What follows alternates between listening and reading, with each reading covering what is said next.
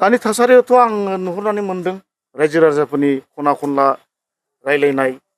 बुंनाय गासिबो पुराना बिपिफ्रा आंखौनो इलेक्सन फैबा जिखि बुङा मानो जिखि लिडारानो फैया मानो जोङो राजिब सारनोनो भटखौ होनानै देरहागोन होननाय खोथाया दङ। दा बेफोरखौ खोनानाय लोगो लोगो आंनि गोसोआबो बिराद गोजोनदों आरो निस्सय आसा खालामदों आङो देरहानाया 100% खाथांबाव खुनु आरो बेले बेजे गैया। बनरग समस्थियाव दासान्दि इउपिपिएल आरो बिपिएफ बिथांमोनाबो गामि गामि हाबनानै मिथिं खुंबाय थादों। बेथ' राजनितिनि मोनसे सिस्टेमखा बयबो हाबगोन बयबो बुरखायगोन आंबो थांगोन बिसोरबो हाबगोन बेखौथ' रावबो बादा होनो हाया। दा बिपिएफ हिसाबै आं खोनादों गोदान केन्डिडेट जागोन होननानै बिथाङा हयथ' गोदान हिसाबै बेखौ रावबो सिनायामोन दा बिथाङा सिनायनो थाखाय दा हाबदों जानो हागौ प्राइमारि आरो इउपिपिएल हिसाबैबो जेनेबा बनरगांआव दासिमबो खाथां केन्डिडेट गैया आरो बिथांमोना बयबो दा हाबलायगासिनो दं सोर मोनो आंखौ मिथिनो मोना खिन्थु बिपिएफनिफ्राय आङो कुमल नार्जारिखौ आं खोनाबाय बिथाङा दा हाबगासिनो दं बे हाबनांगोन उफाय गैया गोदान हिसाबै बे हाबखानांगोन बे जाहैबाय आंनि मोनदांनायाथ' आंनि थाखाय बेयो जेबो खोथा नङा आरो साननांगौ आंहा जेबो गैया गेलेथों बिथाङाबो बयबो राजनितियावथ' गावखौ दुरबल होननानै लाया बयबो देरहागोनखौथ' होननानै लाखागोन बे 2 जौखोन्दो 300 देरहागोन होननानैबो लानो हागौ 2 जौखोन्दोथ' देरहायाना फुटबला जेरैहाय फाइनालाव गरसेयावनो देरहायो थिग बिदिनो ओंखायनो आं दा 100% आं देरहागोन नङा होमबा 200% देरहागोन होनना बे मिनिंलेस नंगौना नङा आं खोनादों दा बेफोर जेबो नङा बिथाङा गेलेथों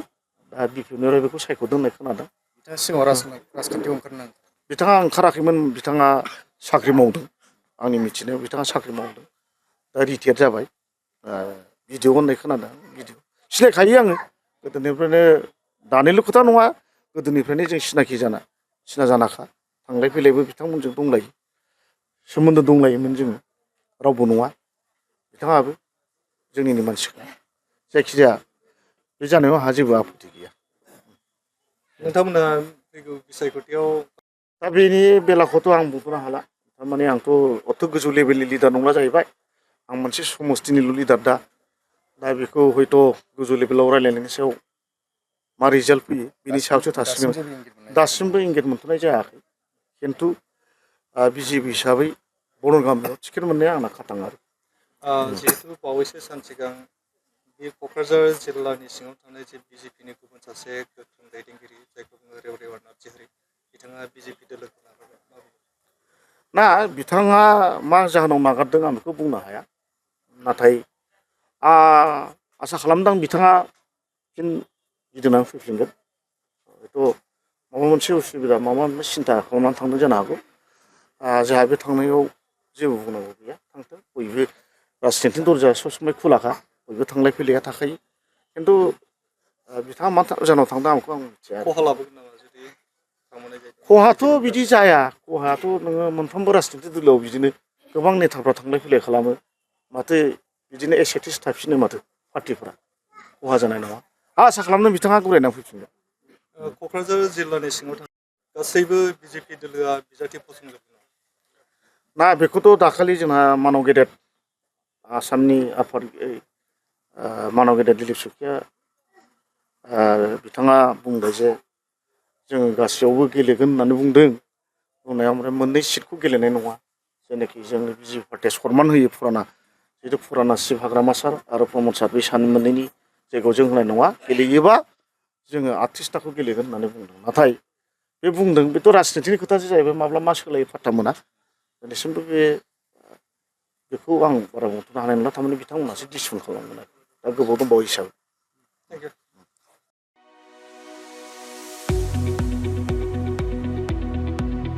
गुनगोनां सोलोंथाइ लानो गोसो गुदुं फरायसाफोरनि थाखाय गोजोनथाव खौरां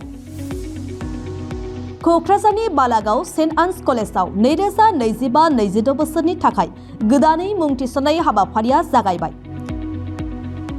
एइचएस थाखोआव आरो FYUG थाखोआव फरायसाफोरनि गोदानै मुं थिसननाया सोलिगासिनो दं।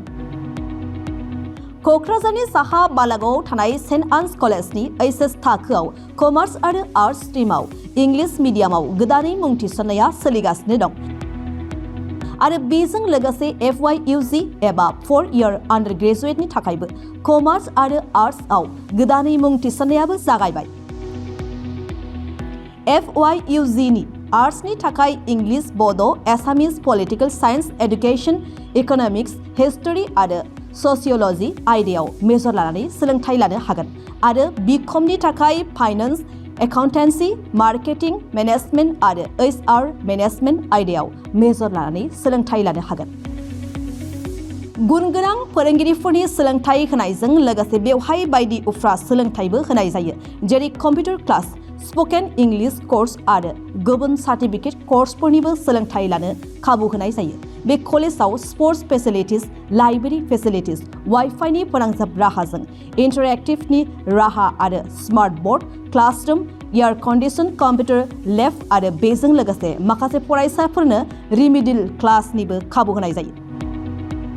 हौवा आरो हिन्जावफोरनि थाखाय आलादा आलादा हस्टेलनिबो सुबिदा दं। जायफोर फरायसाफोरा गुनगोनां सोलोंथाइ लानो गोसो गुदुं, नोंथांमोना क'क्राझार बालागावआव थानाय सेन्ट आन्स फरायसालिमायाव मुं थिसननो हासिगोन। गोबाङै मिन्थिबावनो थाखाय नैबे जानबुं एबा कन्टेक्ट नं 6003786924 आव जगाजग खालामदो एबा सुलाद लाहरनो हागोन।